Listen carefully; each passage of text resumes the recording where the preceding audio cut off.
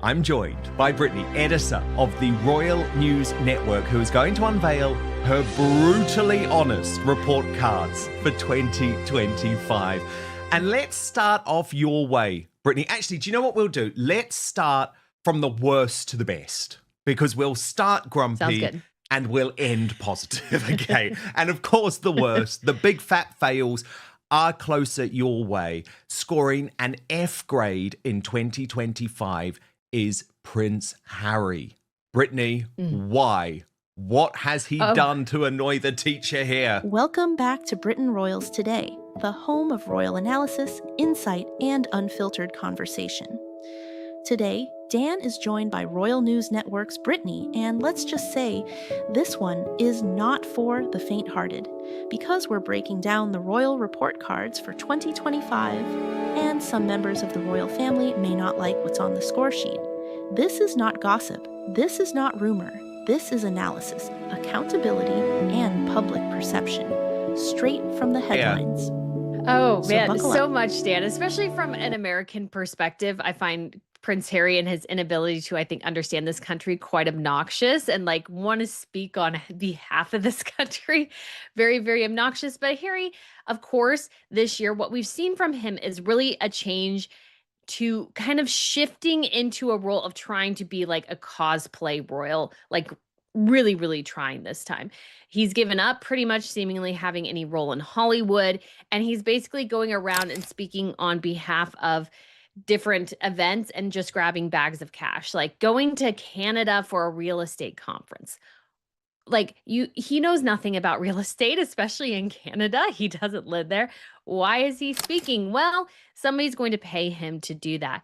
And obviously we've seen that towards the end of this year, and we saw him go to Ukraine. We've seen him really trying to insert himself into this place as a world mover and shaker. And he's very much following along the tracks of his wife, who sort of started this years and years ago before she met Harry by pouring a bunch of money into PR to promote her for things, let's say, that she didn't fully accomplish. And Harry's very much following the same track. It's sort of annoying to see from a royalist perspective. And he's just going to constantly try this again and again and again. He's just such a waste of money. And when you think of this security case, especially, although when he's getting this review for the risk assessment, hopefully it'll just come back as nothing. But I could see him at some point, let's say, asking for the American taxpayers, because he wants his IPP status back, I'm sure, asking and trying to get some of my taxpayer dollars to fund his security. So I just find him totally obnoxious this year, as he is pretty much every year. And he just needs to get a real job. Buck up, buddy. Get a real job. 100%. I mean, Brittany, this is the huge risk, isn't it, though? Because the events are becoming more desperate. The speeches are becoming more hackneyed. He's not revealing anything. He looks miserable. He looks old. He's so desperately unhappy. But the problem for the British royal family, Brittany, and why I think he fully deserves this F grade, is that desperation is going to lead to risks.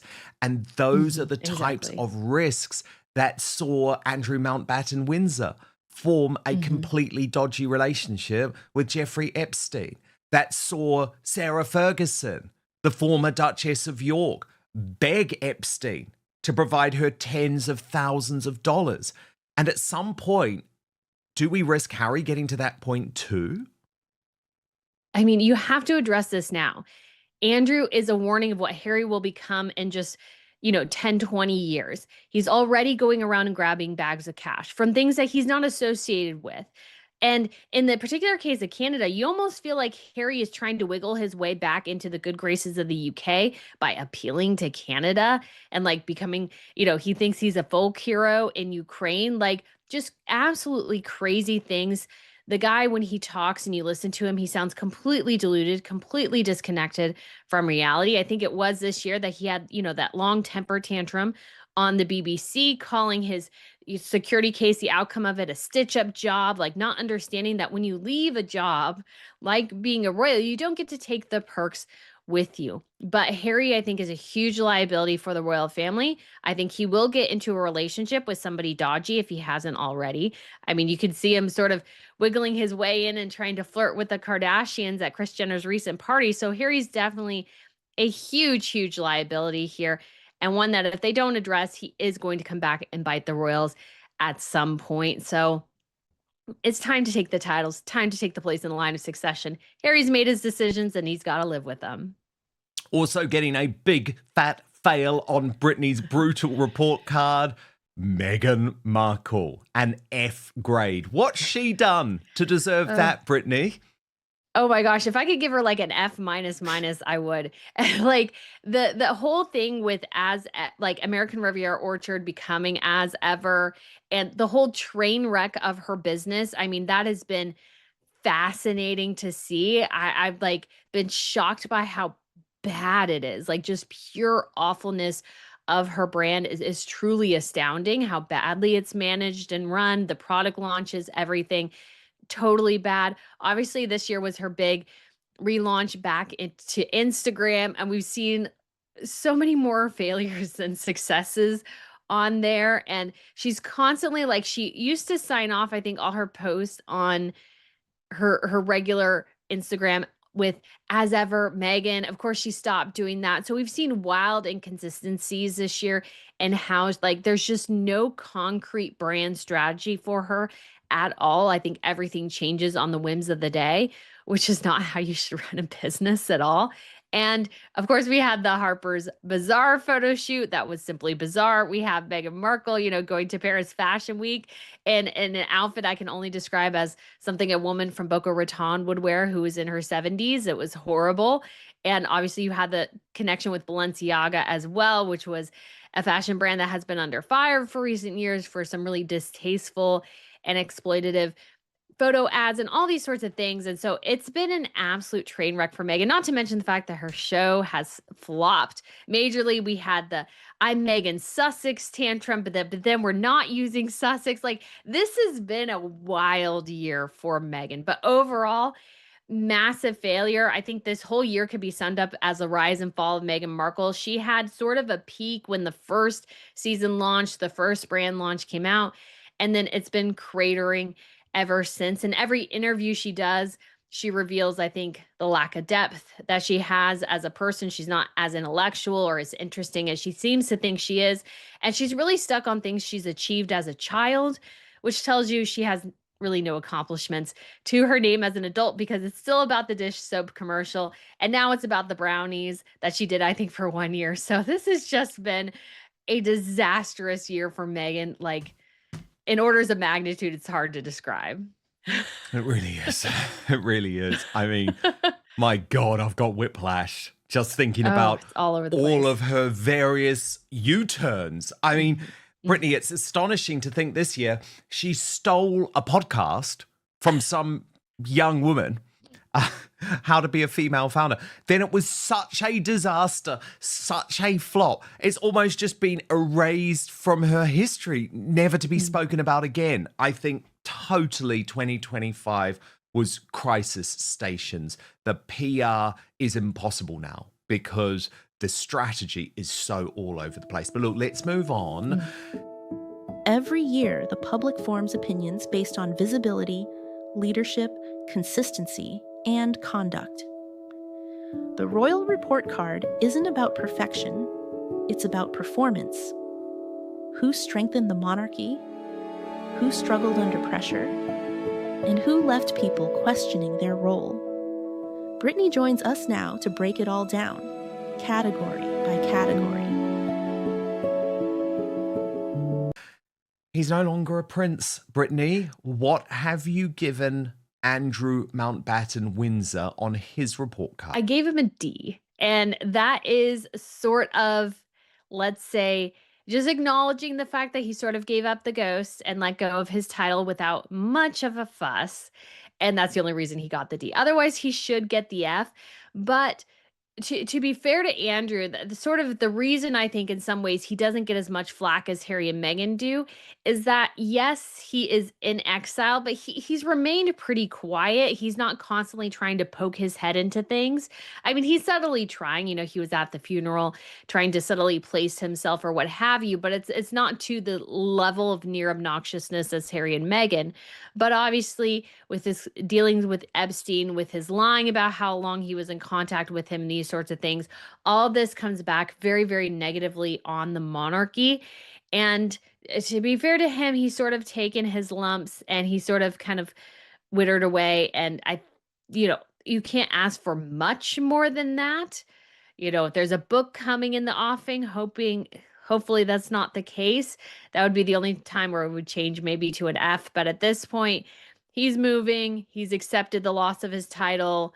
He's moving. He's attempting to sort of kind of go into obscurity.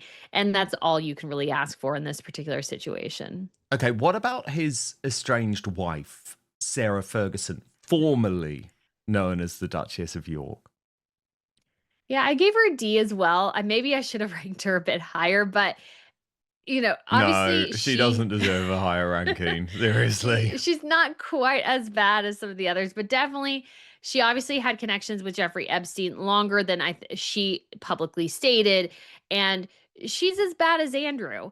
Like they have been going around, especially her going around grabbing bags of cash from people who are questionable for years and years at this point. And so it's just one of those things where they kind of got what was coming to them, but it was such bad behavior over the years. She had really been trying to rehab her image, so I do give her props for that.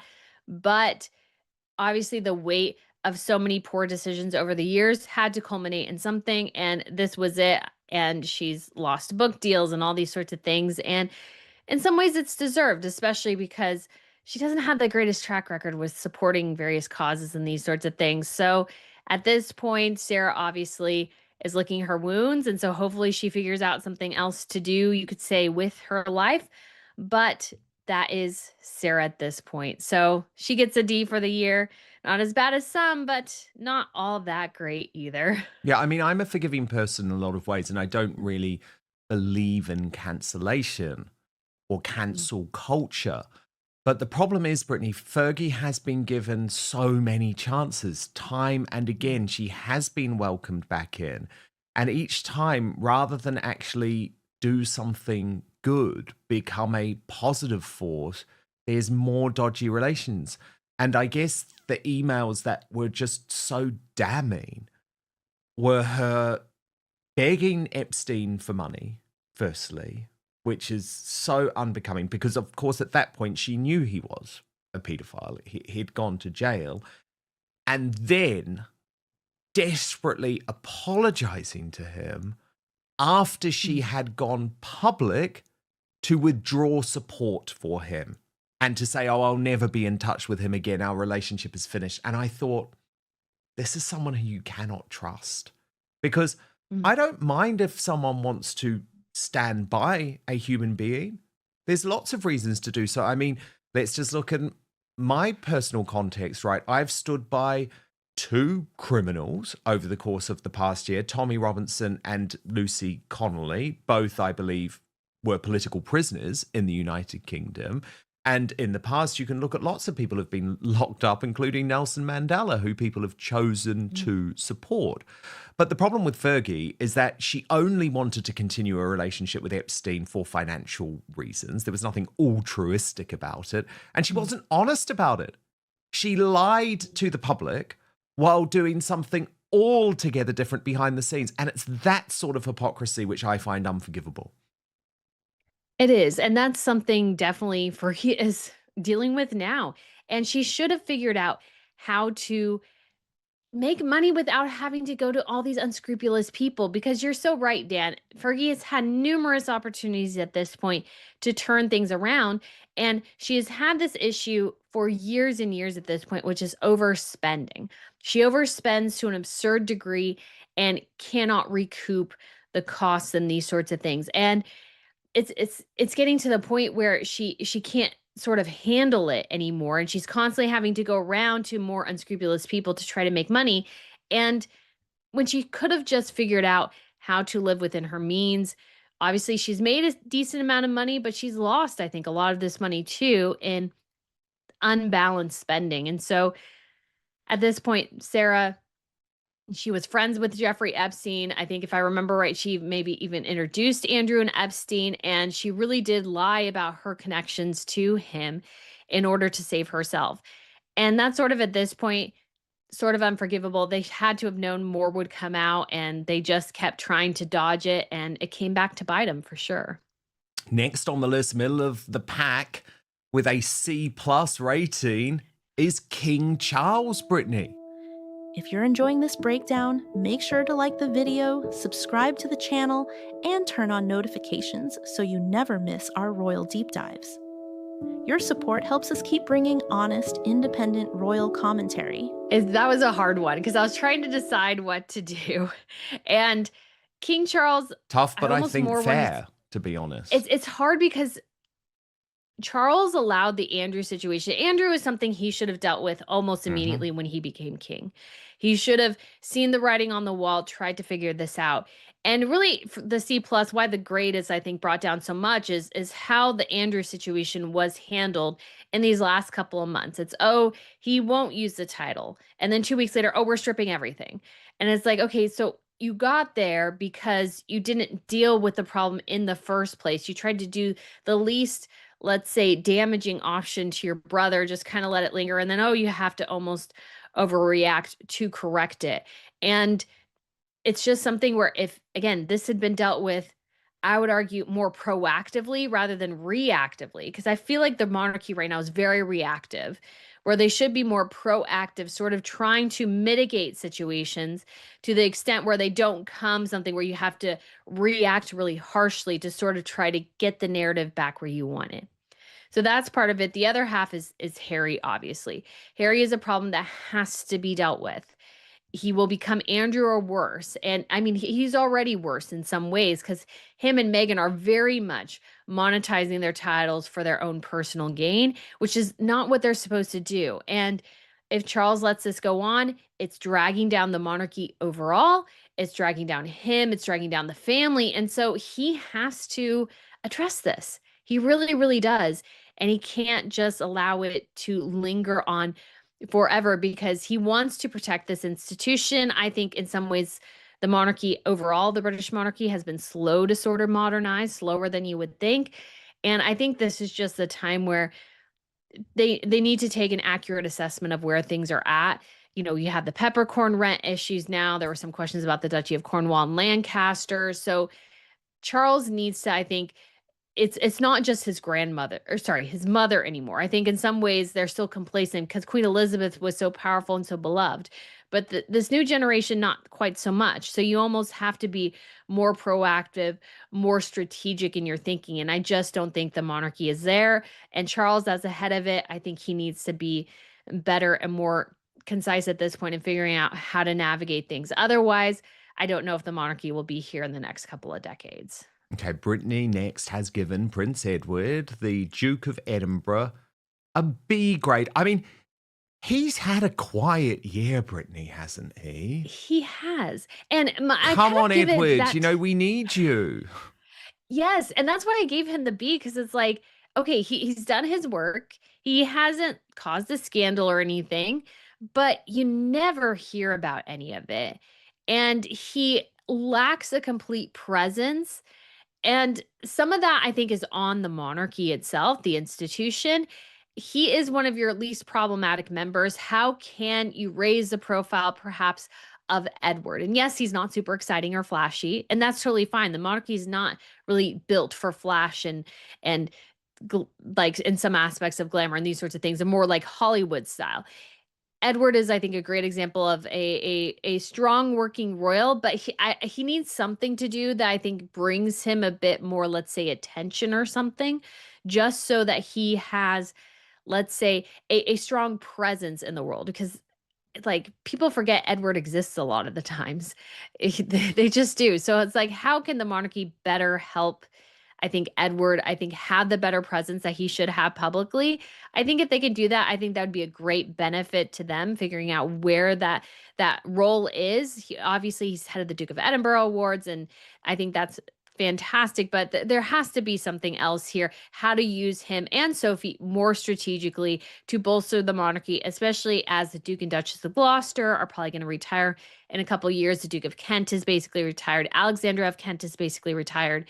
And so how do you raise a profile of Edward, I think, is something that the monarchy should consider, because he's a strong working royal and he doesn't really have a lot of scandals in his wake in the last couple of decades. So I think that's very strong indicator of somebody who is a good benefit and asset to the monarchy. Indeed. And I mean, lovely family, great children. We saw those pictures a couple of weeks ago of Lady Louise just on the ground in the train. And you sort of think, gosh, that is the type of princess you want, rather than, shall I say it, Beatrice and Eugenie, who at times are quite entitled, a bit like their father. But okay, let's move on. Scoring a solid B grade is Queen Camilla. Brittany, over to you. Yes. So Queen Camilla, she has done a lot. I love her work with, obviously, victims of sexual violence. That's been something that she's been quite passionate about. There's going to be an interview that debuts, I think, I want to say it's in the new year, with the family who has been impacted by the man who was stalking one of their daughters, had been a former dating, and had killed the mother and two of the girls. And so I think she does quite a bit of work, and it's really good work. It's just going to be figuring out, I think, how to, let's say, it's going to be so hard because of the legacy and the impact of Diana. Camilla just can't quite reach those heights. And so I think Camilla, she's such a great asset to the monarchy. I almost should have ranked her more like a B+ or something. But also, if she could figure out how to help Charles navigate this Harry situation and Andrew, I think that would be more beneficial. But she just doesn't have, let's say, as strong a presence in some ways as she should have as queen. But she kind of lacks, let's say, some of the glamour and charisma of some of the other royal ladies. She's a bit older as well. But I think Camilla has done a lot of great work, but I look forward to, let's say, more, and let's say being able to, I think, navigate the role of queen a little bit more. We did see a tiara surprise this year. Yeah, it was a quieter year compared to last year, where I think she did step up to the plate in 2024 when there was the absence of Charles and Catherine. But okay, let's move on to your superstars now, your royal superstars, because Brittany's tough, but scoring a very impressive A grade is Sophie, the Duchess of Edinburgh. So what her husband lacks, Brittany, in charisma and visibility, Sophie makes up for. Sophie does. Sophie has had a lot of, I think, high-profile trips this year. She went to the Congo. She went to South and Central America. And I want to say she went somewhere else as well. I'm sort of forgetting some of those. But she has done a lot of work of women who have been victims of violence and war. She went to Ukraine this year. The first member of the British royal family to go to Ukraine was Sophie. And so Sophie has done a lot of great work, and I think a lot of good high-profile work. It's hopeful to see them utilize her a bit more. I think would be great, her with Edward, because I think she brings us some of the star power that Edward lacks.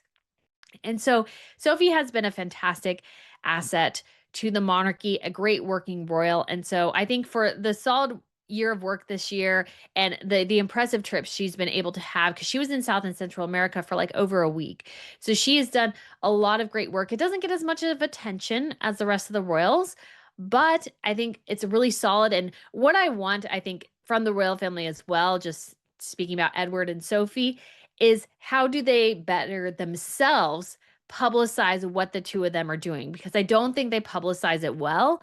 I don't think the royal family website is run well. And so if they can figure out how to, I think, promote the work of these other more minor royals more, I think the better off they'll be, because then they can see all the great work they're doing. And I think Sophie, though, knocked it out of the park this year. She had a lot of really impressive engagements and got to represent the monarchy quite a bit. Some royals earned solid marks this year. Consistency, discipline, and a clear sense of duty helped reinforce stability during a year filled with headlines and controversy. These members understood the assignment. keep calm, keep visible, keep the monarchy steady and the public noticed. Yeah, and she's very well loved. Also securing a very impressive A grade, Prince William. Over to you, Brittany. Yeah, so William has had a good year this year. He has, I think, really sort of established himself as what it's going to look like for him as king. And while I do still have again some reservations because he doesn't like history, and that's a personal big passion of mine. He is really, I think, trying to establish the Duchy of Cornwall. I think he's doing a lot of things behind the scenes. So I'm hoping next year we see a bit more of him in front of the scenes because it's so much harder to report on all the things going on behind the scenes. But he's had a very, very solid year this year. I'm really hoping next year we'll have some sort of tour from Catherine and William together. I think that would be fantastic. And so he's had a very strong year this year, really stepping up. And yes, he's sort of preparing for the future, but it's understandable that he's doing so as well. And hoping that him and his father can sort of figure out how to manage the future and the past colliding a bit between the two of them, I think is going to be the challenge. But he's had a great year. And Brittany, the same grade to his wife, Catherine, the Princess of Wales, also scoring an A. Yes. Yeah. So Catherine has it's been so nice to have Catherine back. It's so good to see her doing well. And it's, was a big concern last year what would happen. And she is doing, again, so incredibly well. It's so incredibly nice to see her doing engagements, seeming to be in good spirits, healthy. And obviously, it is somewhat the challenge of Catherine at this point is that we know she had major abdominal surgery, which I would imagine has impact on her day-to-day life in a way that we don't understand. But when it comes to, obviously, her treatment ended last year in September. And so we're still told sometimes, or at least I hear that, oh, she's still recovering. It's going to take her a while to get to these points. And while I think that's definitely true, I do look forward to more engagements next year. I think that's sort of the next step is trying to get out a little bit more. And again, a tour like of Australia would be fantastic for the family with the kids. I think that would be incredible because Louis has never been abroad on a royal tour. And so I'm really anxious and hopeful that we will see that from their family there next year, that Catherine will feel well enough. But it's so good to have her back, so good to have her seemingly doing a lot better. And I look forward to her continuing to make strides next year as well. But Brittany, receiving your most positive rating on your brutally honest royal report cards of 2025 with a perfect A, not even A plus, A plus plus. Is Princess Anne. So, Brittany, your favorite royal of 2025. Why? Anne is just such a hardworking royal. And what I love about what Anne does is she does it with no fuss, no muss. And she does those bread and butter royal engagements so incredibly well, which is such an asset to the monarchy. What she does, I think, is almost irreplaceable. I think she's actually I think one of the most impactful members of the monarchy, because there was this survey that came out a couple of years ago talking about how it's not sort of the big things that kind of connect people to the monarchy. It's those little bread and butter royal engagements where a royal goes to a farm, they go to a factory, they go to this small town. Those are the ones that have the most impact in the long run. And Anne does those all the time. She does a fantastic job at them. She's the hardest working member of the British royal family. And, whenever she retires, I know she has a retirement age, I think of maybe it's even 90, it'll be so sad to see her leave that role. And the British royal family, they need another Princess Anne as a replacement, because I think she is perhaps one of the most important cogs in the royal machine at this point, and they need another Anne, somebody who's just dedicated to the work, goes a couple of times a week to engagements, goes to small communities, asks great questions. Anne is just such a huge asset to the monarchy. And without her, I don't know where they would be, to be honest. I don't know where they would be. So we definitely need more Princess Anne for sure. Brilliant report cards, Brittany. I have loved all of your reporting for us here on Outspoken throughout 2025. Of course, Make sure you subscribe to the Royal News Network on YouTube for Brittany's coverage of royal family